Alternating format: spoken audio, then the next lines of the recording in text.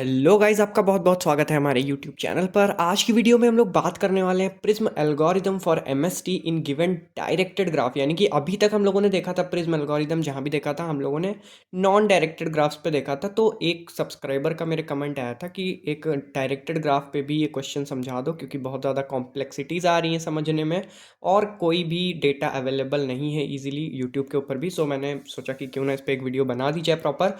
देखो यार, बहुत ज़्यादा डिफरेंस नहीं होता है अनडायरेक्टेड ग्राफ और डायरेक्टेड ग्राफ में। बस थोड़ा सा आपको एक आध कंडीशंस याद रखनी पड़ेंगी, जैसे कि यहाँ पे अगर मान लेते हैं कि ए से बी जा सकता है, ठीक है। अब जैसे डायरेक्शन देखो यहाँ पे किधर से ए टू बी डायरेक्शन है हमारे पास, ठीक है। तो डायरेक्टेड ग्राफ में बस यही रोल होता है डायरेक्शन का। तो ए से बी डायरेक्शन है, ए से डी डायरेक्शन है, यानी कि अगर आप ए पॉइंट पे हो तो आप ए पॉइंट से बी पॉइंट जा सकते हो, ए पॉइंट से डी पॉइंट जा सकते हो, ठीक है।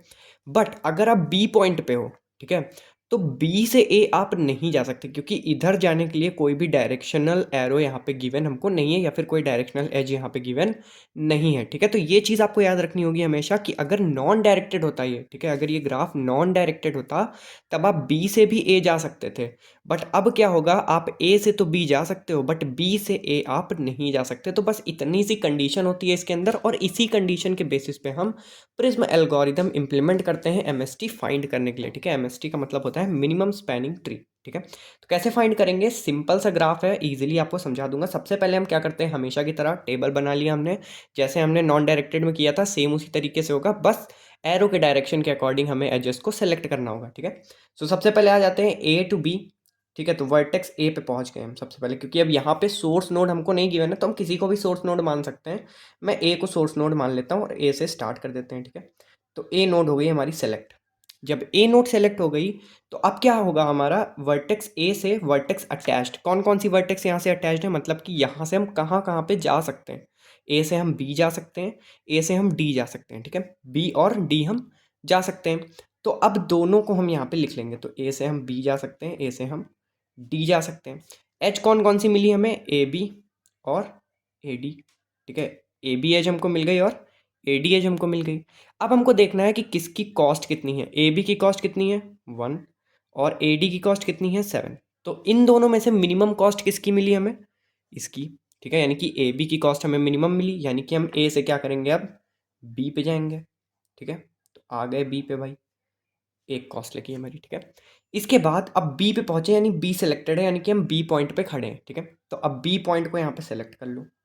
अब बी से हम कहाँ कहाँ जा सकते हैं, बी से हम डी जा सकते हैं, बी से हम सी जा सकते हैं, ठीक है, डी और सी। तो यानी कि यहाँ पे डी जा सकते हैं और सी जा सकते हैं। डी हमारा क्या हो गया, डी पे जाने का बी डी का कॉस्ट कितना आ गया हमारे पास, बी डी का कॉस्ट आ गया हमारे पास 2, बी सी का कॉस्ट आ गया हमारे पास 4, ठीक है। अब इन दोनों में मिनिमम कॉस्ट देखो और इसको भी ऐड करना है इस बार, ठीक है। तो जो पिछली बार हमारी एज नहीं सेलेक्ट हुई है, तो इन तीनों में हम देखेंगे मिनिमम कॉस्ट किसकी है, इन तीनों में देखेंगे कि मिनिमम कॉस्ट कितनी है। तो यहाँ पे सबसे मिनिमम कॉस्ट हमको मिल रही है यहाँ पे बी डी की, ठीक है।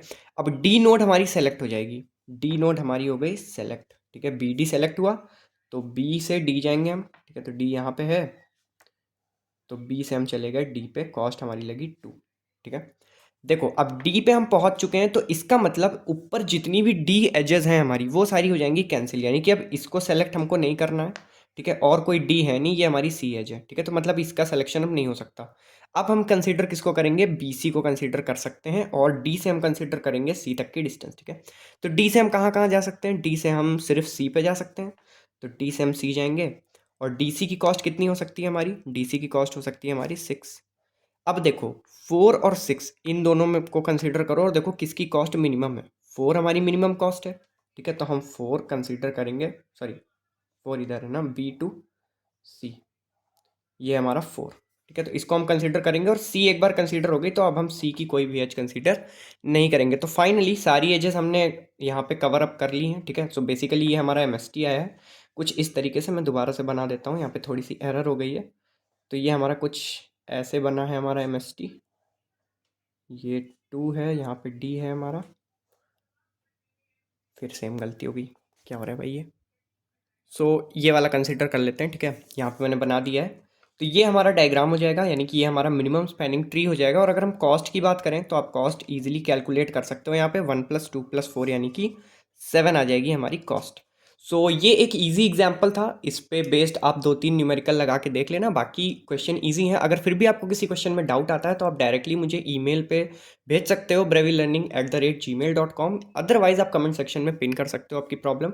मैं ट्राई करूंगा कि आपको जल्दी से जल्दी सोल्यूशन प्रोवाइड करा सकूं। अगर आपने प्लेलिस्ट एक्सेस नहीं की है तो लिंक डिस्क्रिप्शन बॉक्स में है, जल्दी से प्लेलिस्ट एक्सेस कर लें। And thank you so much for watching this video. All the very best for the exams.